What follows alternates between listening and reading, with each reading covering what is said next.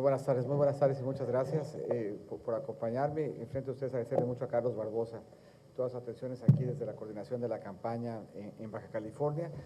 Compartir con ustedes un primer balance del debate de ayer.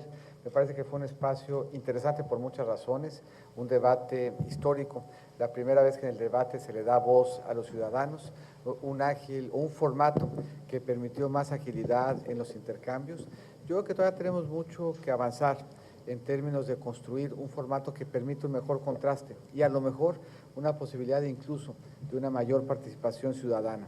Pero ayer nos permitió contrastar visiones en tres temas muy importantes y de gran relevancia en el contexto electoral y en la coyuntura por la que México está atravesando. Nos permitió contrastar visiones y escuchar las inquietudes de los ciudadanos en materia de comercio y de inversión. Nos permitió escucharlos también en sus preocupaciones de seguridad y crimen transnacional, y nos permitió además que elaboráramos nuestra visión de los retos que enfrentan los migrantes. Y yo creo que eso nos permite poner en relieve de nuevo quiénes somos, qué experiencia aportamos y qué visión tenemos de un país, así como los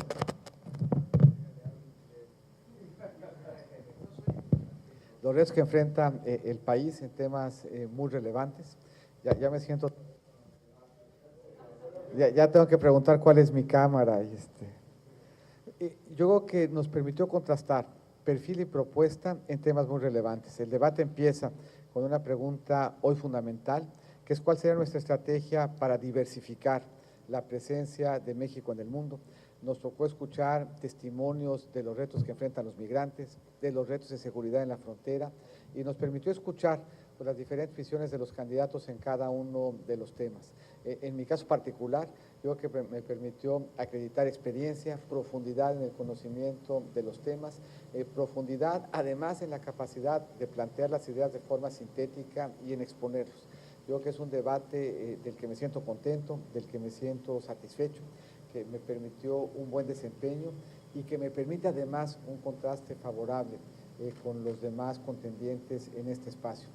Sí señalar un debate que tiene, yo creo, una omisión relevante, que aun cuando no se planteó ayer, es un tema que debe de llevarnos a profunda reflexión.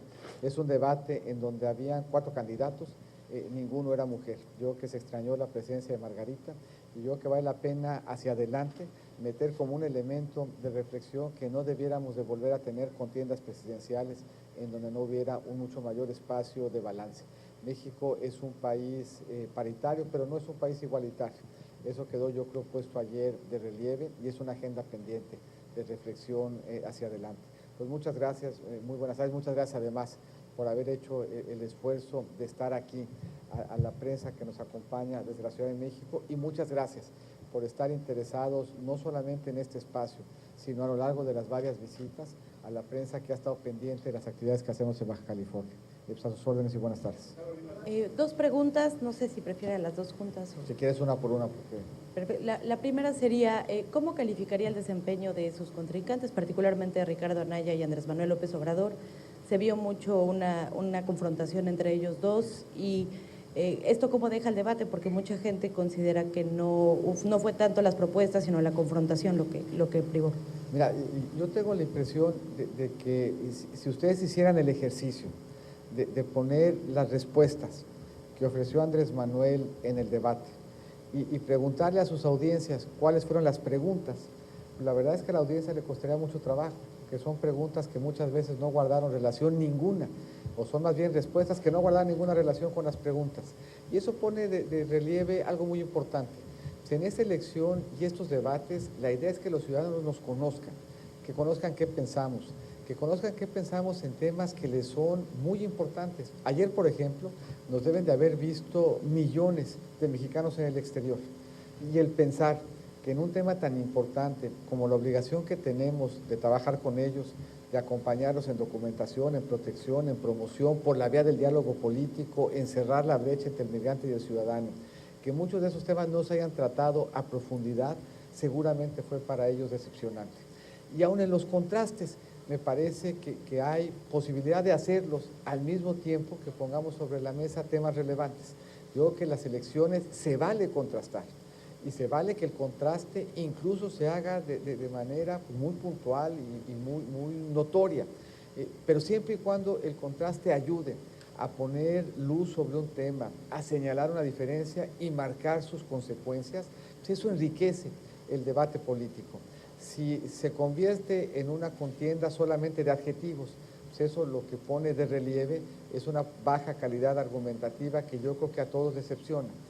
Por las razones de mi propia gestión en el debate y por contraste con lo que vimos ayer de los otros, queda claro que en esta elección, en donde lo que vamos a escoger no es un candidato, sino un presidente, el que está mejor preparado para conducir al país en el rumbo del futuro y de la certidumbre soy yo. Justamente, doctor, la segunda pregunta va en el sentido de cómo va este relanzamiento de su campaña. ¿El resultado del debate cree que lo favorece? ¿Si ya cuajó o qué es lo que falta en este relanzamiento y en esta unificación del partido? Mira, yo creo que de aquí a que termine la campaña, la evaluación tiene que ser permanente, no solamente por día, sino ya varias veces al día. Yo creo que el relanzamiento, sumado a un muy buen debate, nos ayuda a construir una dinámica y un momento muy oportuno y que yo estoy cierto, nos va a llevar a que ganemos las elecciones en julio.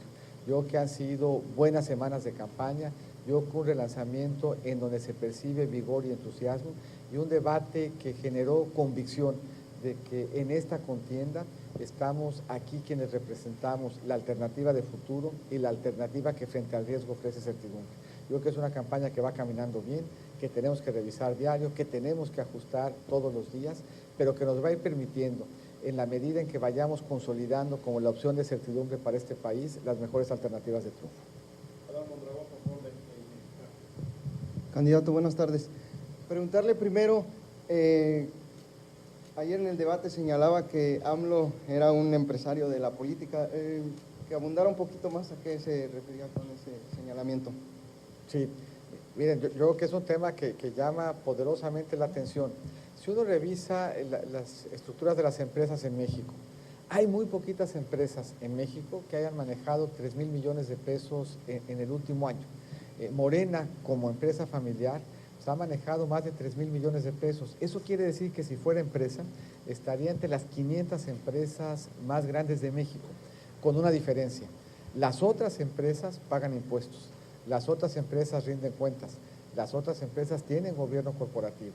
Ninguna se maneja como un negocio familiar en donde hermanos e hijos están involucrados en su gestión, en donde año con año pues la vemos con dificultades para rendir cuentas con transparencia y nos empieza a dar explicaciones pues, de por qué Andrés Manuel ha encontrado pues, en este camino de hacer y de convertirse y de consolidarse como un gran empresario de la política, como un empresario que maneja un negocio familiar multimillonario, pues nos empieza a dar alguna idea de cómo vive. Y si a eso sumamos lo que él mismo nos ha dicho, que vive de los moches que le dan senadores y diputados, y sumamos un elemento adicional, pues nos enteramos en días recientes que tiene un servicio médico que ni Obama, cada 15 días lo vienen a visitar de Estados Unidos para ver cuál es el estado que guarda de salud. Bueno, pues todos esos elementos empiezan a dibujar una fotografía de quien desde la política hace empresa.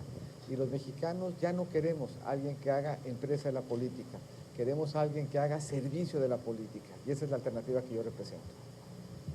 Ayer también criticaba a Andrés Manuel por postular a Néstor Salgado al Senado.